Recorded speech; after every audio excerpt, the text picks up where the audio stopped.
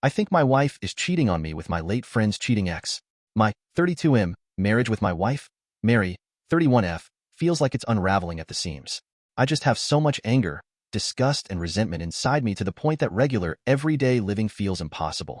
I want to scream all the time, and it feels like I'll never be my carefree self again. Yes, I'm in therapy and have told my wife I really think we need couples/marriage counseling too. She's thinking about it. This is long, so if you can be bothered to read it, buckle in. TLDR below. My best friend, Ben, was my ride or die. We met when we were 5, and we're inseparable since then. We were there for each other during all of life's big moments and turns. His place turned into my second home when my parents went through their explosive divorce when I was 11. I was there for him and mourned with him when his younger sister died of cancer when we were 15 and she was only 10. You name it, we worked through it. He was the only one to not freak out on me when I decided to drop out of college to pursue a trade. There was never a moment where either of us were worried about the other's reaction or what they'd say or think.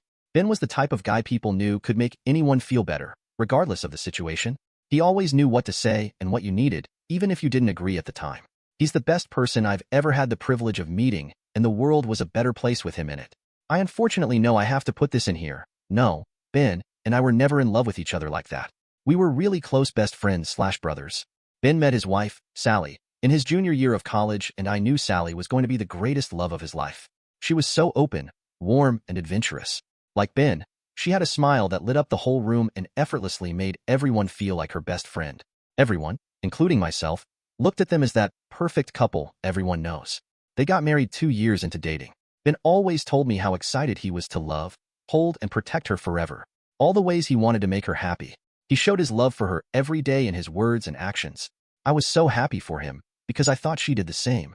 I helped her plan his surprise 30th birthday party, where he was reduced to tears upon seeing she spent hours making him a Mario Kart Rainbow Road-themed cake. They talked about children, holidays, rescuing animals, growing their own fruits and vegetables. Sally quickly became a sister to me and became very close friends with Mary. The four of us went on countless holidays, helped each other through life's challenges, went on at least one double date a fortnight, etc. About 5 months ago, I woke up to 5 missed calls from Ben between the hours of 11 p.m. to 2 a.m. the night before, and I just had a feeling something really bad had happened. I called out of work and drove straight to his place. Sally had been cheating on Ben pretty much their entire relationship. When I confronted her and asked how she could do such a thing, and why get married in the first place if you're going to cheat the entire time, she broke down and told me it was more like living a double life. Sally was gay. She'd known since she was a teenager, but never felt like she could come out because of conservative family. She met Ben and fell in love with him, and counted on her feelings for women just somehow going away. She said she genuinely loved him as a person and life partner, but that secret part of her only grew stronger and louder over the years.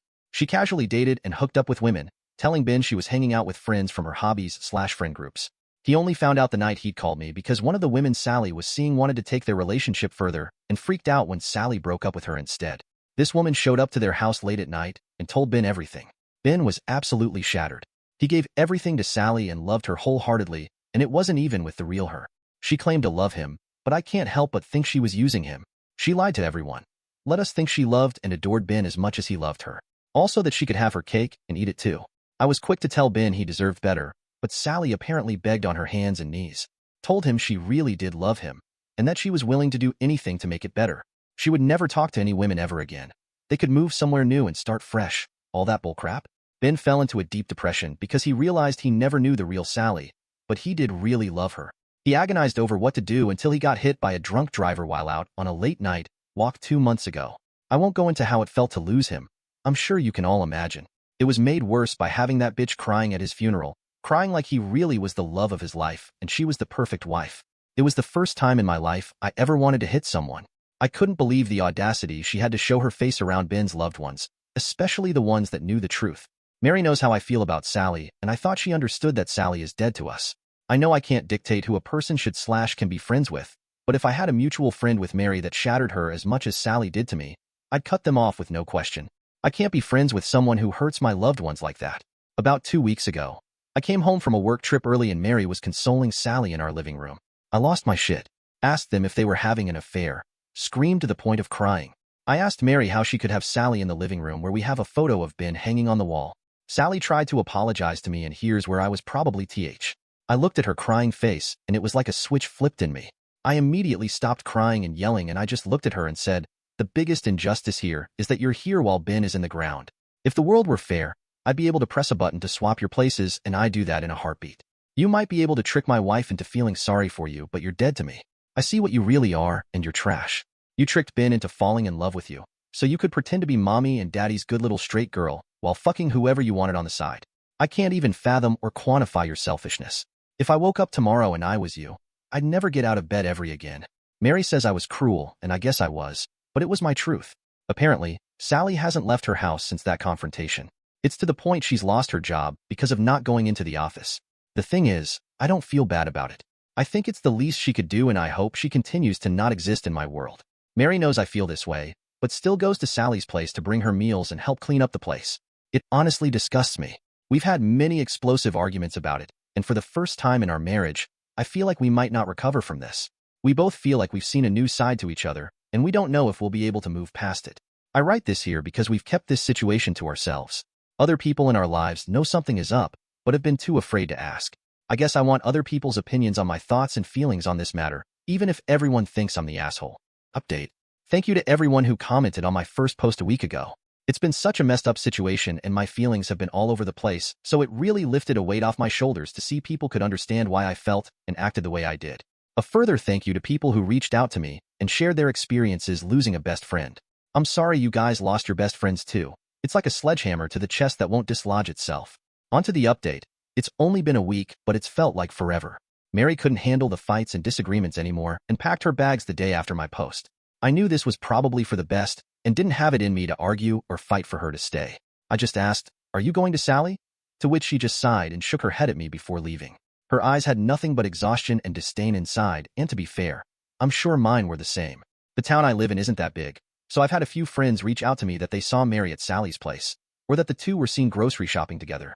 I wake up every day to an empty house, knowing Mary is at Sally's, looking after her, asking if she's okay, cooking her meals, cleaning her house. She hasn't called or texted me at all, other than to answer my call last night with, "I'm not going to talk to you until you apologize to Sally," and hanging up when I try to explain myself.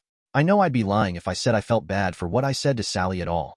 There's no point in hollow apologies, and I especially don't think there's a point if there's nothing left to fix in my marriage.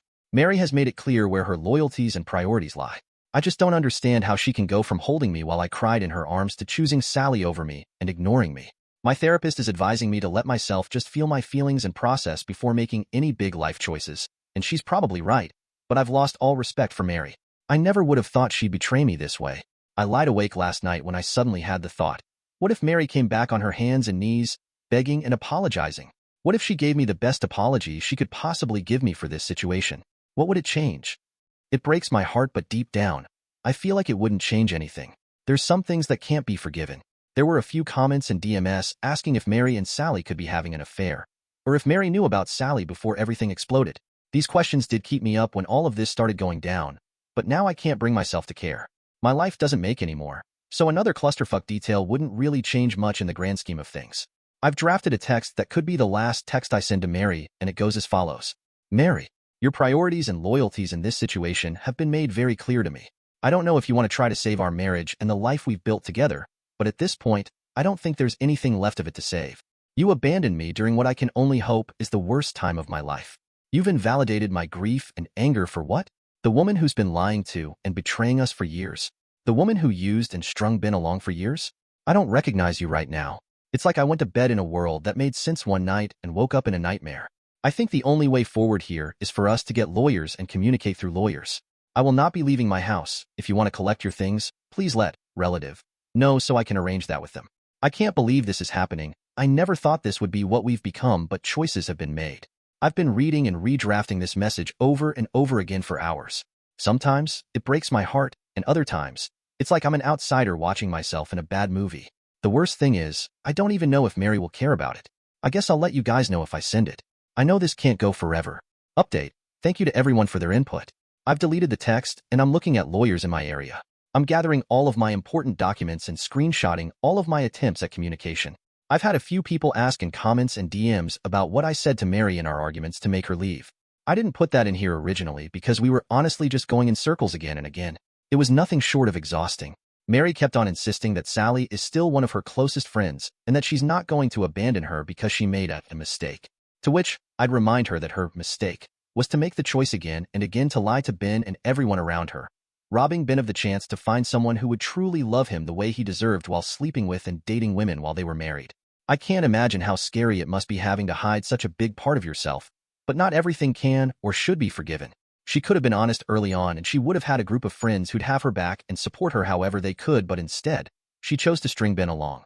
If Ben had died thinking he had the perfect marriage he thought he had, things would be different, but he didn't.